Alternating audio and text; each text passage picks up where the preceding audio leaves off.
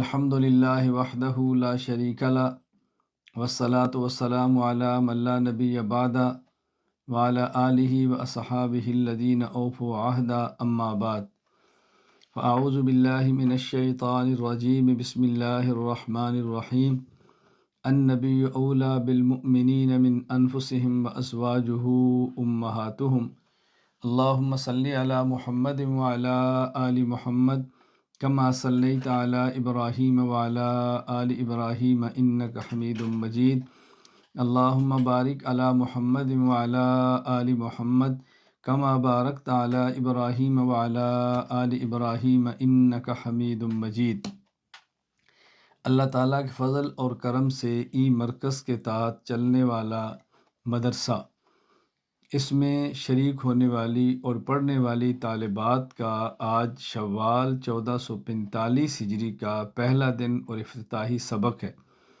میں اس مبارک موقع پر طالبات اور اپنی بیٹیوں سے پڑھنے والی شاگردوں سے 5 باتیں کرنا چاہتا ہوں، اس کو توجہ کے ساتھ سماعت فرما لیں۔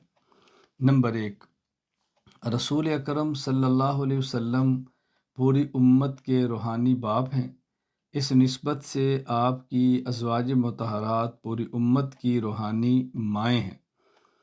زوجہ مطہرہ رسول اکرم صلی اللہ علیہ وسلم کی بیوی اور آپ کی تمام ازواج مطہرات 11 بیویوں کو امہات المومنین کیوں کہا جاتا ہے، یہ ایک بنیادی بات سمجھ لیں۔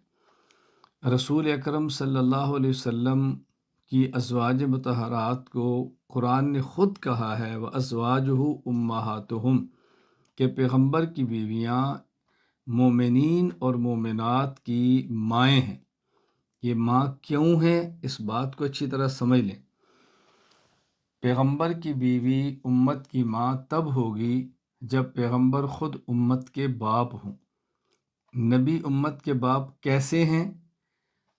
دنیا میں ایک شخص وہ ہے جو کلمہ پڑھتا ہے اور ایک وہ ہے جس کا کلمہ پڑھتا ہے۔ دنیا میں ایک شخص وہ ہے جو ایمان لاتا ہے اور ایک وہ ہے جس پر ایمان لایا جاتا ہے۔ تو جس پر ایمان لایا جائے اور جس کا کلمہ پڑھا جائے اس کا ایمان اصل ہے، اور جو کلمہ پڑھے اور جو ایمان لائے اس کا ایمان نسل ہے۔ اصل کو باپ اور نسل کو اولاد کہتے ہیں۔ تو پیغمبر کا ایمان اصل اور باپ ہے، امت کا ایمان نسل اور اولاد ہے، کیونکہ نبی اس ایمان والے ہیں جو والد ہے، امت اس ایمان والی ہے جو اولاد ہے۔ اس کی وجہ سے پیغمبر کو والد اور امت کو اولاد کہتے ہیں۔ تو جب نبی والد ہوا تو نبی کی بیوی امت کی ماں ہوئی، اس لیے قرآن کہتا ہے وَأَزْوَاجُهُ أُمَّهَاتُهُمْ کہ ایمان والو پیغمبر کی بیویاں تمہاری مائیں ہیں۔ دوسری بات، رسول اکرم صلی اللہ علیہ وسلم نے اپنی زندگی میں 11 نکاح فرمائے اور بیک وقت آپ کے نکاح میں 9 بیویاں رہیں۔ رسول اکرم صلی اللہ علیہ وسلم کے مبارک نکاح میں 2 بیویاں زینب کے نام سے آئی ہیں، زینب بنت خزیمہ اور زینب بنت جحش۔ ان میں سے حضرت خدیجہ رضی اللہ تعالی عنہا اور ایک زینب، ان 2 کا انتقال رسول اللہ صلی اللہ علیہ وسلم کے دور میں ہوا ہے۔ تو جب آپ دنیا سے رخصت ہوئے ہیں تو آپ کے نکاح میں بیک وقت 9 بیویاں ازواج مطہرات موجود تھیں۔ ان ازواج مطہرات سے رسول اکرم صلی اللہ علیہ وسلم نے جو نکاح فرمایا ہے، اس کی ایک حکمت یہ ہے کہ پیغمبر پاک صلی اللہ علیہ وسلم نے امت کو تعلیم دینی تھی، نبی نے امت کو شریعت پڑھانی تھی۔ تو جس طرح آپ مردوں کے نبی ہیں اسی طرح آپ عورتوں کے نبی ہیں۔ آپ کو جس طرح شاگرد مرد چاہیے تھے اسی طرح شاگرد عورتیں بھی چاہیے تھیں۔ مرد سامنے بیٹھتے ہیں، حجاب نہیں، پردہ نہیں، اور خواتین پردہ ہوتا ہے، حجاب ہوتا ہے۔ تو کچھ ایسی پڑھنے والی متعلمات اور شاگردیں چاہیے تھیں کہ جن میں اور پیغمبر کے درمیان پردہ نہ ہو۔ اس کے لیے ازواج مطہرات کا انتخاب ہوا ہے۔ براہ راست پیغمبر سے علم حاصل کریں اور امت کو سکھائیں۔ اسی طرح نبی پاک صلی اللہ علیہ وسلم کچھ مسائل وہ ہیں جو جلوت کے ہیں، علانیہ ہیں، ظاہر کے ہیں، اور کچھ مسائل ایسے ہیں جو خلوت کے ہیں، نجی زندگی کے ہیں، اور ظاہر ہے نجی زندگی اور خلوت کو بغیر بیوی کے اور کوئی نہیں جان سکتی۔ تو ایسی خواتین کی ضرورت تھی جو پیغمبر کی نجی زندگی کو، پیغمبر کے رات کے معاملات کو، نبی کی خلوت کو، حضور صلی اللہ علیہ وسلم کی گھر کی زندگی کو دیکھیں اور پھر وہ امت کے سامنے بیان کریں۔ تو رسول اکرم صلی اللہ علیہ وسلم نے کہا فرمائے، حکمتیں بہت ہیں، میں صرف یہ عرض کر رہا ہوں کہ رسول اکرم صلی اللہ علیہ وسلم نے جو ایک سے زائد نکاح فرمائے تھے، ان میں ایک حکمت نکاحوں کی یہ تھی کہ رسول اکرم صلی اللہ علیہ وسلم اپنے نکاح میں ایسی خواتین کو رکھنا چاہتے تھے جن کو بغیر حجاب، بغیر پردے کے اور جلوت اور خلوت میں مسائل بتائیں اور وہ امت کی رہنمائی فرمائیں۔ تو ازواج مطہرات رضی اللہ تعالی عنہن وہ خوش قسمت خواتین ہیں کہ جنہوں نے پیغمبر کی جلوت کو دیکھا، خلوت کو دیکھا، حضور کی ظاہری زندگی کو دیکھا، نبوت کی نجی زندگی کو دیکھا۔ انہوں نے نبی پاک صلی اللہ علیہ وسلم سے علم پڑھا اور انہوں نے امت کو علم آگے پڑھایا۔ بہت سارے مسائل ایسے ہیں کہ جن کو ممبر اور محراب پر اور مجمع عام میں بیان کرنا مشکل ہے، تو ازواج مطہرات نے مسائل سیکھ لیے اور آگے خواتین کو بتا دی، اور خواتین سے مسائل امت کے اندر عام ہو گئے ہیں۔ تو نبی پاک صلی اللہ علیہ وسلم کے نکاحوں کی ایک حکمت یہ تھی۔ تیسری بات، حضور اکرم صلی اللہ علیہ وسلم کے مبارک نکاح میں پہلی بیوی حضرت ام المومنین خدیجۃ الکبریٰ رضی اللہ تعالی عنہا ہیں، اور جب تک وہ زندہ تھیں آپ نے دوسرا نکاح نہیں فرمایا۔ وہ مکی زندگی میں آپ کی شریکہ حیات تھیں، اور انہوں نے جتنی مشقت اور تکالیف برداشت کی ہیں کسی اور بیوی نے اتنی برداشت نہیں کی۔ یہی وجہ تھی کہ حضور اکرم صلی اللہ علیہ وسلم مدینہ منورہ میں حضرت خدیجۃ الکبریٰ کا جب ذکر آتا تو آپ کے آنسو آ جاتے، آنکھیں پرنم ہو جاتی، اور آپ بہت تذکرہ فرماتے۔ حضرت خدیجہ رضی اللہ تعالیٰ عنہ کی جو سہیلیاں تھیں، آپ ان کے یہاں بھی اپنے گھر سے گوشت بھجوایا کرتے تھے۔ ایک مرتبہ حضرت ام المومنین امی عائشہ رضی اللہ تعالیٰ نے پوچھ لیا کہ یا رسول اللہ، حضرت خدیجہ میں کون سی وہ خوبیاں ہیں جو ہمارے اندر نہیں ہیں؟ تو رسول اللہ صلی اللہ علیہ وسلم فرمایا، خدیجہ کانت و کانت، عائشہ میں کیا بتاؤں، خدیجہ تو ایسی تھی ایسی تھی، کیا بتاؤں خدیجہ کیسی تھی۔ مقصد یہ تھا کہ وہ آپ کی مشقت اور تکلیف کی ساتھی تھی، اور جب ان کی وفات ہوئی ہے تو اس سال کو عام الحزن، غم کا سال کہا جاتا ہے۔ حضرت خدیجہ رضی اللہ تعالیٰ عنہ کے بعد آپ کے جو نکاح ہوئے ہیں 10، ان میں ایک نمایاں نام حضرت ام المومنین امی عائشہ رضی اللہ تعالیٰ عنہ کا ہے، جو واحد وہ پیغمبر پاک صلی اللہ علیہ وسلم کی زوجہ مطہرہ ہیں کہ جو نہایت چھوٹی عمر میں حضور کی نکاح میں آئی ہیں۔ یہ 6 سال کی تھی یا 7 سال کی جب ان کا نکاح ہوا، اور یہ 9 سال کی جب ان کی رخصتی ہوئی۔ میرا تفصیلی کلپ اس پر موجود ہے، تفصیلی اس پر سوال اور جواب کی صورت میں تحریر موجود ہے۔ میں کہوں گا اپنی بیٹیوں سے کہ وہ منگوا لیں اور اس کو پڑھ لیں اور سن لیں تاکہ اس پر ہونے والے اشکالات ختم ہو جائیں اور ذہن سازی ہو۔ رسول اکرم صلی اللہ علیہ وسلم حضرت خدیجہ کے بعد جو آپ کے 10 نکاح ہیں، ان میں آپ کی محبوب ترین بیوی حضرت عائشہ رضی اللہ تعالی عنہا تھیں۔ حضرت عائشہ رضی اللہ تعالی عنہا سے نبی پاک صلی اللہ علیہ وسلم کی حضرت خدیجہ کی وفات کے بعد باقی خواتین میں سب سے زیادہ محبت کی ایک وجہ یہ تھی کہ چونکہ رسول اکرم صلی اللہ علیہ وسلم معلم تھے، آپ علم پڑھانا چاہتے تھے، اور آپ کی ان ازواج مطہرات میں سے جو براہ راست بغیر پردے کے علم ایک امت کو دے رہی تھی، ان میں حضرت عائشہ رضی اللہ تعالیٰ عنہ کی حیثیت کیا تھی۔ میں پہلے ایک مثال دیتا ہوں پھر بات کہتا ہوں تاکہ آپ کو بات آرام سے سمجھ آئے۔ اگر کسی استاذ کی درسگاہ میں 11 شاگرد موجود ہوں اور ان میں ایک شاگرد ایسا ہو جو عمر میں سب سے چھوٹا ہو اور ذہانت میں سب سے آگے ہو اور بات سمجھنے میں سب سے آگے ہو، بات لینے میں سب سے آگے ہو، ایک ہوتا ہے لینا، اخذ کرنا، سمجھنا اور پھر سمجھانا۔ کسی استاذ کے 11 شاگرد ہوں، ان میں ایک شاگرد ایسا ہو جو عمر میں سب سے چھوٹا ہو اور ذہین سب سے زیادہ ہو، اس کے اندر سمجھنے کی استعداد سب سے زیادہ ہو، اور اس شاگرد کا والد اپنے مال، اپنی جان، اپنی اولاد، سب کچھ فدا کرنے کے لیے اس استاد کے ساتھ کھڑا ہو، تو ایمان کے ساتھ بتاؤ ان 11 شاگردوں میں سب سے زیادہ کس شاگرد تر استاد کا دل متوجہ ہوگا؟ یہ ایک فطری سی بات ہے۔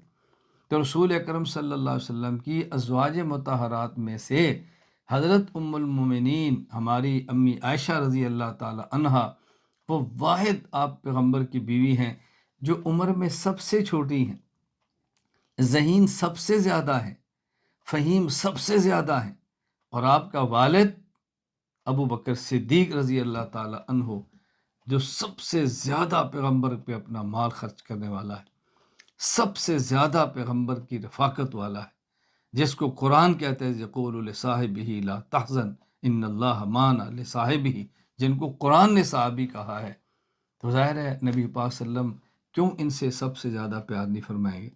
تو ان کے ساتھ محبت کی ایک بنیادی وجہ یہ تھی، عمر میں چھوٹی، ذہانت فطانت میں سب سے زیادہ، اور با پیسہ جو اپنے مال و جان کے ساتھ پیغمبر کے ساتھ کھڑا ہے، تو کیوں محبت نہیں ہوگی؟ تو ایک وجہ یہ تھی حضرت عائشہ رضی اللہ تعالیٰ عنہ سے نبی پاک صلی اللہ علیہ وسلم کے پیار کی۔ خود حضرت اسما رضی اللہ تعالیٰ عنہ جو ان کی بہن ہے، ان کے بیٹے حضرت عبداللہ بن زبیر رضی اللہ تعالیٰ عنہما اپنی خالہ حضرت عائشہ سے پوچھتے ہیں کہ ام المومنین خالہ جی آپ بتائیں کہ آپ کو، میں سمجھتا ہوں کہ شعر کا علم آتا ہے، شعر و شاعری کا، آپ عرب ہیں، قریشی ہیں، سمجھ آتی ہے، آپ کو انساب نسب کا علم آتا ہے، فلاں کا باپ یہ، فلاں کا دادا یہ، اس کا نانا یہ بھی آتا ہے، کیوں؟ آپ ابو بکر صدیق کی بیٹی ہیں اور وہ علم نصاب ماہر تھے، آپ فقیہ ہیں، آپ کو مسائل بہت آتے ہیں، یہ بھی سمجھ آتی ہے کہ آپ رسول اللہ علیہ وسلم کی بیوی ہیں، آپ کو طب کہاں سے آتی ہے، حکمت آپ نے کہاں سے سیکھی ہے؟ اللہ! حضرت امی عائشہ رضی اللہ فرماتی ہیں کہ رسول اللہ علیہ وسلم کا آخری وقت تھا، بیمار تھے، حکیم اور طبیب آتے تھے، وہ علاج بھی کرتے، نسخے بھی دیتے، اور میں پردے میں رہ کر ان سب کو سن لیتی تھی، مجھے وہاں سے حکمت اور طب بھی سمجھ آ گئی۔ آپ بتائیں کیسی ذہین عورت ہے، کیسی فتین عورت ہے امی عائشہ رضی اللہ تعالی عنہ۔ تو یہ تیسری بات سمجھیں۔ چوتھی بات، ان ازواج مطہرات رضی اللہ تعالی عنہن کو، جو امہات المومنین ہیں، جن کو دنیا میں جنت کی بشارت سنائی گئی ہے، جنتی عورت ہے، دنیا میں بھی پیغمبر کے ساتھ ہے، اور موت کے بعد نبوت کے ساتھ، حشر میں پیغمبر کے ساتھ، اور جنت میں پیغمبر کے ساتھ ہوگی۔ بتائیں کتنا عجیب ان کا رشتہ ہے، ہر وقت رسول اللہ صلی اللہ علیہ وسلم کے ساتھ ہے۔ قرآن کریم میں ہے یا ایھا الذین آمنوا لا ترفعوا اصواتکم فوق صوت النبی ولا تجہروا له بالقول کجہر بعضکم لبعض ان تحبط اعمالکم وانتم لا تشعرون۔ اے ایمان والو، جب نبی کی مجلس میں ہو تو نبی کی آواز سے تمہاری اونچی آواز نہیں ہونی چاہیے۔ لا ترفعوا اصواتکم فوق صوت النبی، پیغمبر کی آواز سے تمہاری آواز اونچی نہیں ہونی چاہیے۔ اللہ اکبر! نبوت کی بیویاں ازواج مطہرات یہ مومنات ہیں، پیغمبر کی امت میں شامل ہیں، لیکن اس حکم سے مستثنا ہے، یہ حکم ان کو نہیں ہے۔ کیوں؟ یہ صرف پیغمبر کی بیوی نہیں، یہ صرف پیغمبر کی امتی نہیں ہے، یہ پیغمبر کی بیوی بھی ہیں۔ یہ صرف امت نہیں ہے، پیغمبر کی بیوی بھی ہیں، اور بیوی کے بعد دوسری عورتوں سے استثناء ہوتے ہیں جو دوسریوں کو نہیں ہوتا، فرق ہوتا ہے۔ اب بتائیں کتنا مقام اور مرتبہ ہے، اللہ اکبر! کتنا بلند ان کا مقام ہے ازواج مطہرات کا، پیغمبر کے نکاح میں، دنیا میں نبوت کے گھر میں، اور جنت میں پیغمبر کی ساتھی۔ اس کے باوجود قرآن کریم نے ان کو ہدایات دی ہیں، اور ہدایات کیا دی ہیں؟ وَقَرْنَ فِي بُيُوتِكُنَّ، یہ نہیں فرمایا بس کننا رہا کرو، فرمایا وَقَرْنَ قرار سے ہے، جمی رہو، بلا ضرورت شدیدہ گھر سے باہر نہ نکلو، ولا تبرجن تبرج الجاہلیت ولا تبرجن تبرج الجاہلیت الاولی، اور اس طرح بناؤ سنگار نہ کرو جس طرح بے دین عورتیں کرتی ہیں، دین سے دور عورتیں کرتی ہیں، اس طرح نہ کرو۔ فلا تخضعن بالقول فیطمع الذی فی قلبہ مرض، اور اگر باہر سے کوئی آواز دے اور اس سے بات کرنی ہو تو اس طرح اپنی آواز میں نسوانیت کی آواز پیدا نہ کرو کہ باہر سے آنے والے کے دل میں جو بیماری ہے تو وہ تمہاری طرف مائل ہو۔ اس طرح بات نہ کرو، بات بہت سلیقے سے کرو تاکہ اس کو دوبارہ بلا وجہ بات کرنے کی ہمت اور جرت نہ ہو۔ پیغمبر کی بیویاں ہیں، قرآنی ہدایات اور حدیث پاک کا ایک واقعہ میں پیش کرتا ہوں، کیا ان کو ہدایات دی ہیں۔ عبداللہ بن ام مکتوم رضی اللہ تعالی عنہ نبین صحابی حضور کے گھر تشریف لائے، ازواج مطہرات دو بیویاں موجود ہیں، آپ فرمائے احتجبا عنہ، پردہ کر لو، پیچھے ہٹ جاؤ۔ یا رسول اللہ الیسا ہو آما، تو نبینا نہیں ہے؟ فرمایا فامیاوان انتما، کیا تم بھی نبینی ہو؟ کیا تم اس کو نہیں دیکھ رہی؟ یہ ہدایات کن کو ہیں؟ ازواج مطہرات کو، پیغمبر کی بیویوں کو، جنتی عورتوں کو، امہات المومنین کو۔ اور پھر قرآن کہتا ہے یا نساء النبی لستن کاحد من النساء، نبی کی بیوی ہو تو عام عورتوں کی طرح نہیں ہو، تم عام عورتوں کی طرح نہیں ہو، تم میں اور عام عورتوں میں فرق ہونا چاہیے۔ میں اس موقع پر یہی بات کہنا چاہوں گا کہ دیکھو بیٹی، ازواج مطہرات پیغمبر کی بیویوں کو حکم ہے، تو بتائیں آج ہماری ماں کو، ہماری بہن کو، ہماری بیٹی کو کیا شریعت کا حکم ہوگا؟ سوچیں ذرا، ان کو حکم ہے نبوت کی موجودگی میں ہماری گنجائش ہوگی بغیر ضرورت کے باہر جائیں، بغیر ضرورت کے بناؤ سنگار کریں اور اونچی آوازوں پہ باتیں کریں، جس کو نامحرم سنیں؟ گنجائش ہوگی؟ ذرا سوچیں ذرا۔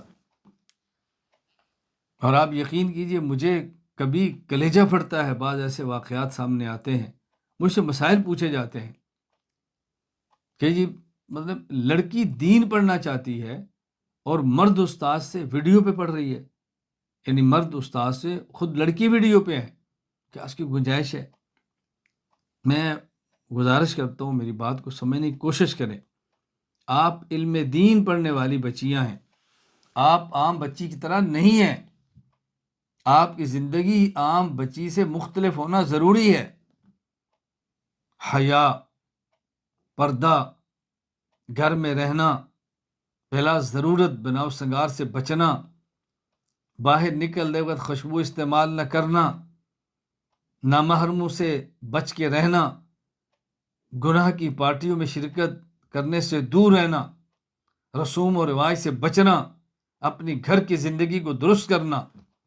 یوں رہو کہ خاندان کو پتہ چلے کہ بچی دین پڑھ رہی ہے، یہ عام بچوں کی طرح نہیں ہے۔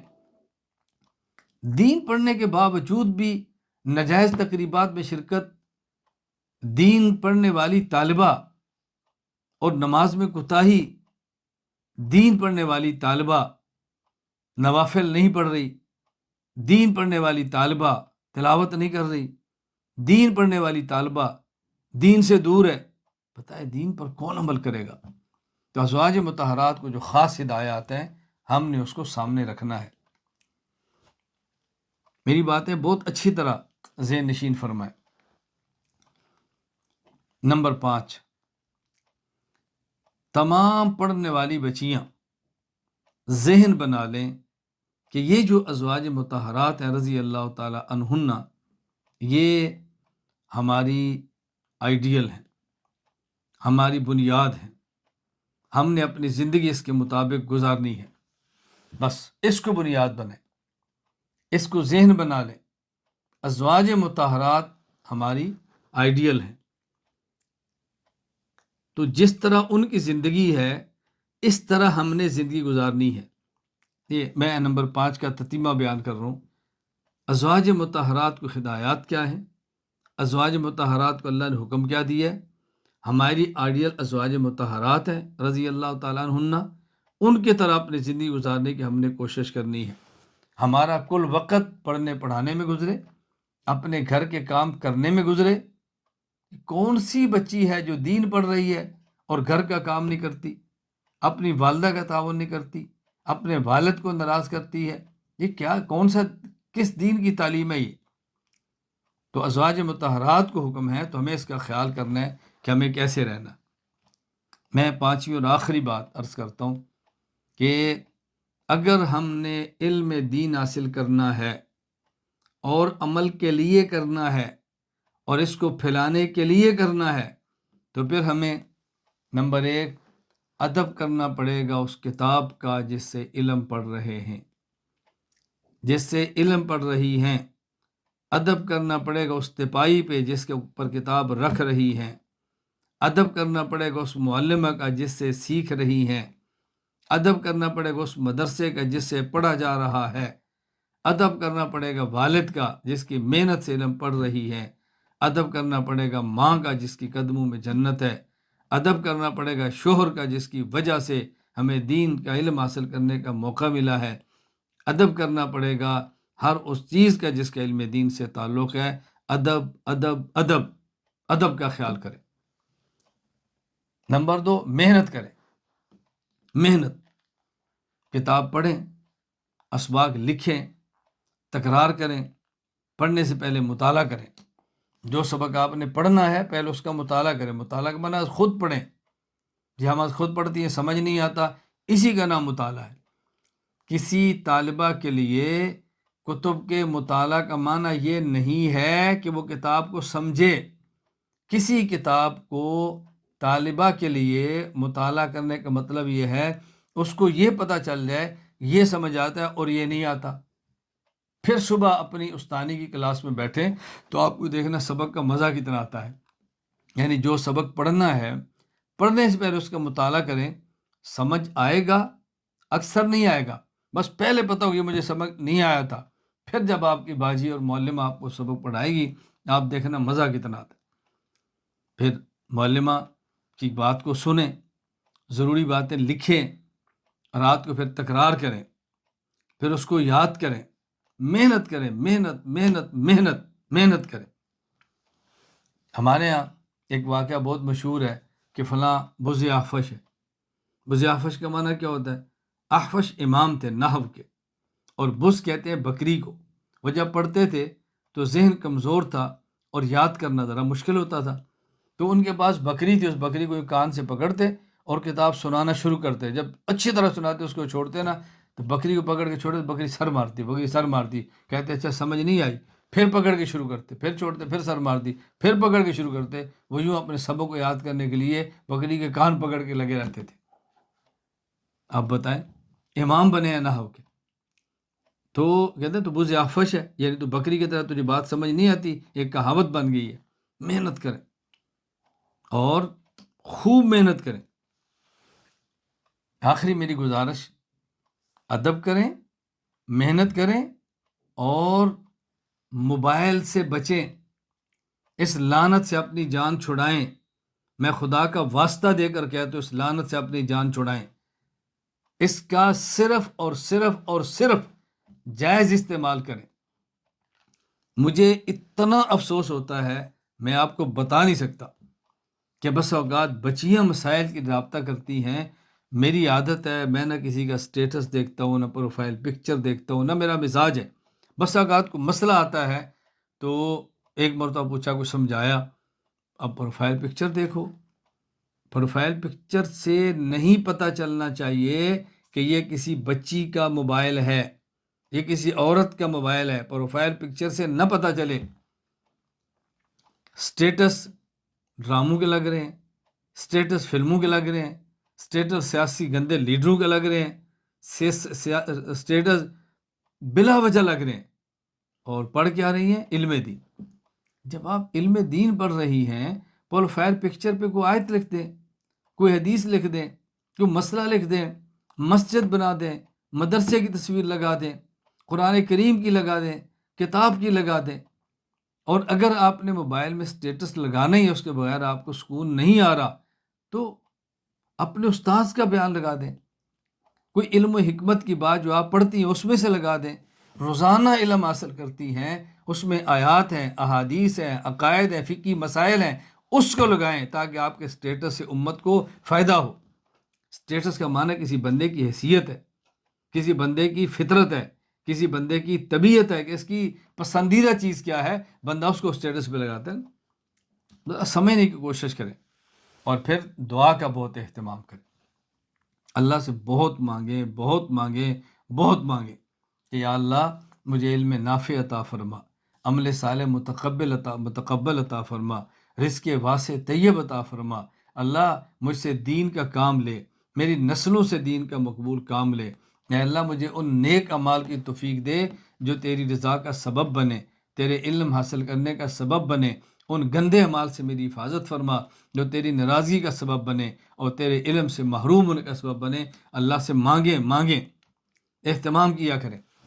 میں ابھی بھی یعنی باوجود اس کے کہ میرا لمبا سفر ہے، میں نے ایئرپورٹ جانا ہے، اس کے باوجود میں آپ کے سبق کے افتتاح کے لیے بیٹھا ہوں، اور آپ یقین فرمائیں اس وقت بھی میں نفل پڑھ کے آپ تمام بچیوں کے لیے اللہ سے مانگ کر آیا ہوں، اور پھر بیٹھ کر آپ سے بات کر رہا ہوں۔ یا اللہ ہماری ان بیٹیوں کو علم عطا فرما، اللہ ان کو عمل عطا فرما، اے اللہ تو ان کو نیک بنا، اے اللہ ان کو حیا عطا فرما، اللہ ان کو شرم عطا فرما، اللہ ان کو پردہ عطا فرما، اللہ ان کو دین کی مقبول خدمت کے لیے قبول فرما۔ اے اللہ ہماری بیٹیاں ہیں، اللہ گواہ ہے، خدا گواہ ہے، میں آپ کے لیے دعا مانگ کے ابھی بھی بیٹھا ہوں اور آئندہ بھی مانگتا رہوں گا۔ آپ بھی دعائیں مانگنے کا اہتمام کریں۔